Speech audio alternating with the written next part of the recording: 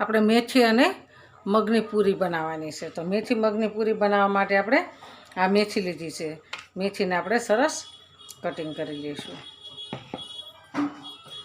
આપણે મેથીને ઝીણી ઝીણી કટિંગ કરી લેવાની છે.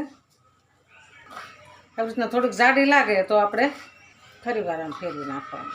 આપણે આને કટિંગ કરી લીધી છે. હવે આપણે આ મગ દાળને પલાળી દીધી છે. મગ દાળને આપણે 4 થી 5 કલાક પલાળવા દીધી હતી. તો મગની દાળ આપણે સરસ પલળી ગઈ છે. તો આપણે એને કોરી કરી નાખીશું. આપણે પાણી કાઢી લેવાનું છે. કાઢીને આપણે કોરી કરી નાખવાની છે. 2 વખત ધોઈ નાખી આપણે આને 2 પાણીએ ધોઈ લીધી છે. સરસ આપણે કોરી થઈ ગઈ છે. આપણે એક પેન લઈશું. પેનને આપણે ગેસ ઉપર મૂકીશું. આપણે 2 તીર મીઠા લીમડાની લઈશું. આ મીઠા લીમડાને આવી રીતના ફોડી લઈશું. ગેસને આપણે ચાલુ કરી દઈશું.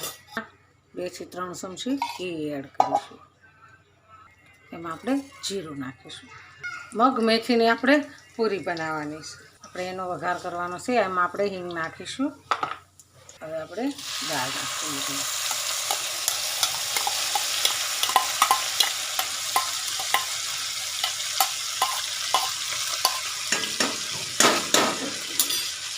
આપણે ફરતા મીઠા લીમડાના પત્તા એડ કરીશું. મીઠા લીમડાના પહેલાં પત્તા નાખ્યા હોય ને તો દાજી જાય, એટલે આપણે પહેલાં નહીં નાખવાના. એનો સ્વાદ આવે થોડી વાર રહેવા દેવાના છે, દાજવા નથી દેવાના. હવે આપણે મેથીને ધોઈને અંદર એડ કરી દઈશું. પાણી નીતા જ દેવાનું છે બધું. આપણે આને થોડીક સાતરી લેવાની છે. હવે આપણે ગેસને બંધ કરી દઈશું. આપણે એને થોડી વાર ઠરવા દેવાનું છે. થોડી વાર ઠરી જાય ને એટલી વાર આપણે રહેવા દેવાનું છે. આપણે હવે ઠંડુ થઈ ગયું છે. તો આની અંદર આપણે 2 કપ લોટ એડ કરીએ. આપણે ઘઉંનો 2 કપ લેવાનો છે લોટ. આપણે લોટને ચાળી લીધો. હવે એની અંદર નાખીશું હળદર, અડધી ચમચી નાખીશું ધાણા જીરું, અડધી ચમચી નાખીશું મરચું, આપણે સ્વાદ પ્રમાણે મીઠું નાખીશું, અડધી ચમચી નાખીશું તલ. આપણે આની નમકીન પૂરી સરસ તૈયાર થાય છે. અને પૂરી નમકીન ખાવાની મજા આવે છે. મગની દાળ આવે, મેથી આવે, બધા મસાલા આવે, તો આપણને ખાવાની મજા આવે. અને હવે આઠમ આવે છે, તો આઠમ ઉપર આવું બધું બનાવી ઘરે ઘરે બનતું હોય છે. આ બધો મસાલાને મિક્સ કરી દેવાનો છે. આપણે આની અંદર 1 પાવડું તેલ એડ કરીશું. એકદમ ખસ્તી પૂરી થાય છે અને કડક મસ્ત ખાવાની મજા આવે. તો તમે આવી કારક બનાવજો. આપણે એની અંદર અડધું પાવડું તેલ એડ કરીશું.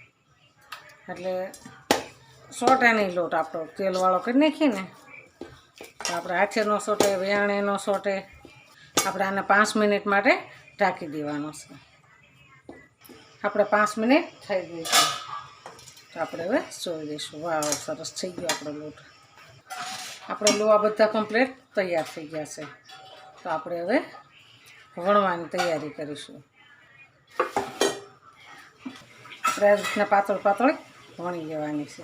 વણીને આપણે સાઈડમાં રાખી દઈશું. વણીને આપણે આ પાટલા પર મૂકી દઈશું. ફટાફટ વણાઈ જાય છે. આપણે બધી જ વણીને કમ્પ્લીટ કરી નાખી છે. તો આપણે સરસ બધી વણી નાખી છે. તો હવે આપણે તેલ મૂકવાનું છે. તેલ મૂકીને આપણે તળવાનું છે. તો આપણે આને સાઈડમાં રાખી દઈશું. આપણે કરીશું ગેસ સાફ.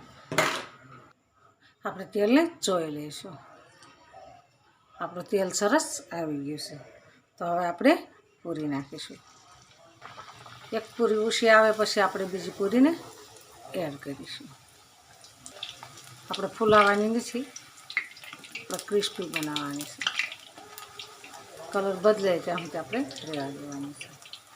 હવે આપણે એક ત્રીજી પૂરી નાખીશું. મગની દાળ અને ઘઉંનો લોટ, રોટલીનો લોટ આવે ને એ લોટ અને આપણે મેથી બહુ મસ્ત પૂરી થાય છે અને ખાવાની મજા આવે છે.